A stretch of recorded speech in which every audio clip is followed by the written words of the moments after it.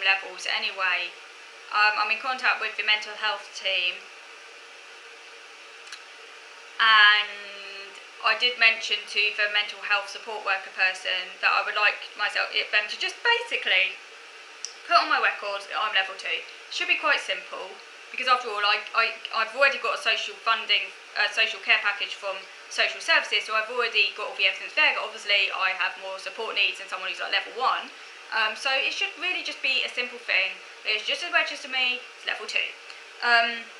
Because I was diagnosed before the system came to place. But yeah, so obviously I didn't get levels when I was diagnosed, but it just is like, makes sense to me to get myself registered as level 2. Anyway, she spoke to the neurodevelopmental team, and they said it's a little bit difficult because I was diagnosed such a long time ago, so obviously they don't have my records because I was diagnosed such a long time ago.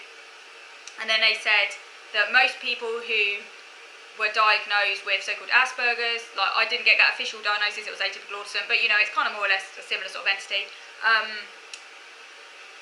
often level 1, but there are exceptions to that. Now clearly I feel I'm an exception. I do feel I'm actually quite a lot more disabled than a lot of people who are so-called Asperger-y end of the scale. Like I said, I do have absolutely no idea how to make relationships. A lot of these people do have relationships. That's not to say I can't make a relationship, maybe one day I will. Anything's possible. But I have literally no idea in living hell how they even work. And I need so much support to have one. And I really struggle to make friends. Again, that's not saying it's impossible, and I have had experiences trying to make friends in the past. They just didn't really work out properly. So it's not to say it's impossible. Maybe someone will come along it does work out, you know. It's not like a black and white thing, and who knows, maybe one day I'll have a relationship. Again, it's not a black and white thing. Unfortunately for me, these things become even harder now because I'm housebound. Maybe if the pandemic didn't happen, I may well have had more it may have been slightly more possible for me to find a relationship on a dating site. Still, I would have needed a hell of a lot of support to negotiate, because I don't even know how relationships work. I've got literally no idea. Literally no idea. You know, I could talk to someone, like, formally, but how do you actually do the whole relationship dynamic stuff? It's hard. I literally have no idea. So, there's that sort of thing, which many level 1s seem a lot more able to do. Like, a lot of level 1s, I don't know, just seem more able to do that. And also things like I say, I can't work. Obviously, part of that is because I've got severe OCD, and if I didn't have OCD and I was just autistic, it's a lot more likely that maybe I would have a job of some kind. I'll get into other sorts of difficulty though because of the Autism challenges, but it was a lot more likely that I would at least have a job of some kind. But you know, fact is, all of these problems kind of interlink anyway, so it's quite hard to separate them sometimes. Like what's autism, what's OCD, get very much interlinked for me anyway.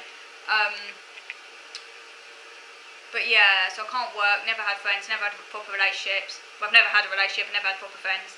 I mean, my dad needs to do a lot for me.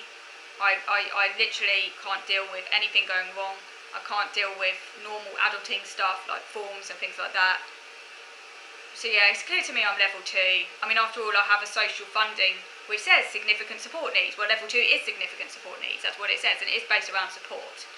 So obviously I don't just need a little bit of support, I need a lot of support. When my dad's no longer here, that support is going to increase even. So yeah, so I just need it to be put down on my notes that I'm level 2. But anyway, so what what the support person I'm speaking to says from the clinic is that she did a functional needs assessment with me, which is basically just asking me lots of questions about my functioning. And her idea is then to give that to the neurodevelopmental team,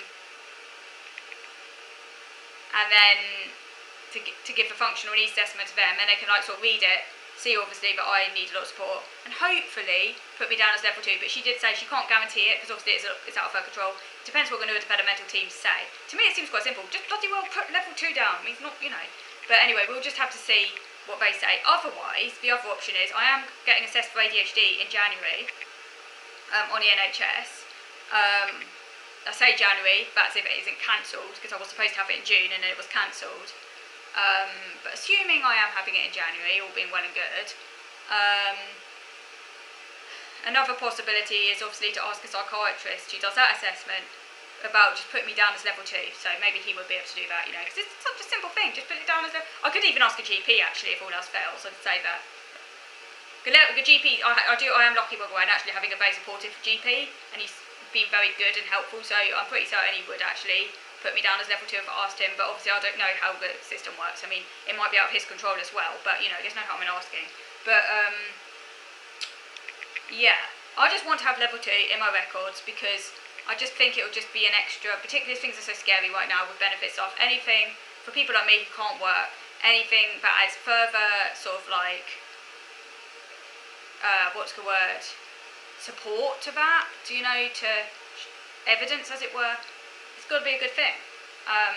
So yeah, because if it wasn't for that, there wasn't all this uncertainty around benefits, I wouldn't feel the need to do that, you know. It's because, and I think it's just because the neurodiversity movement as well, unfortunately, has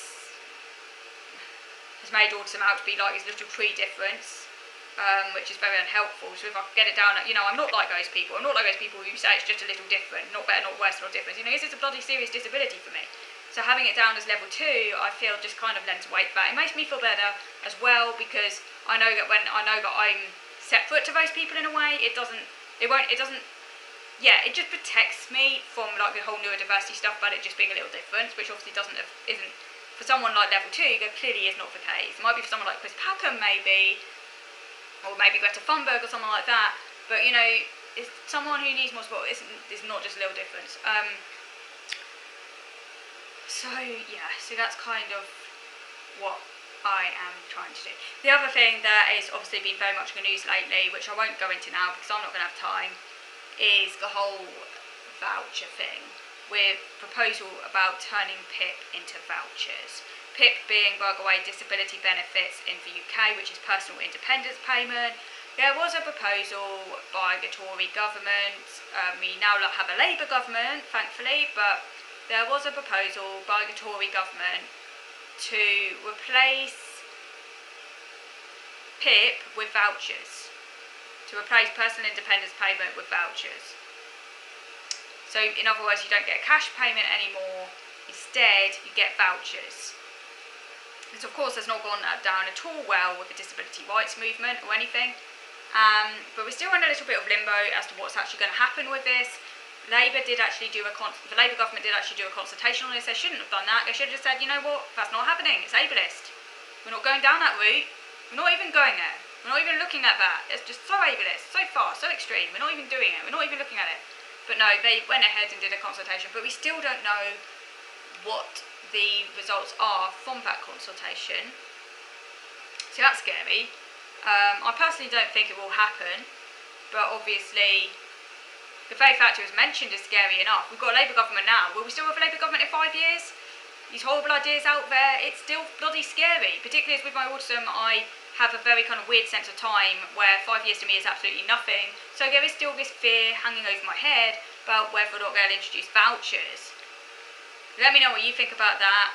I might talk about that more next time, so I'm not really going to have enough time to talk about that. But on a positive note, I have actually joined the Green Party, and I attended my first Green meeting a couple of nights ago, and that went very well, and I'm very pleased I've joined the Green Party, and they seem a very nice group, so that's positive. The Green Party, if you ask me, is a lot more left-wing than the Labour Party. But if you look at the Green Party, which is why I joined them obviously, but if you look at the Green Party manifesto, practically all of it I do agree with, whereas if you look at the Labour Party manifesto, a lot of it I don't agree with. So that is why obviously I'm at home in the Green Party, that's my party, because it aligns with my values, and it is a lot more of a left-wing party than the the Labour Party, particularly as the Green Party support UBI, Universal Basic Income, which to me is a very important issue. Okay, I'm going to stop talking now, and thank you for watching.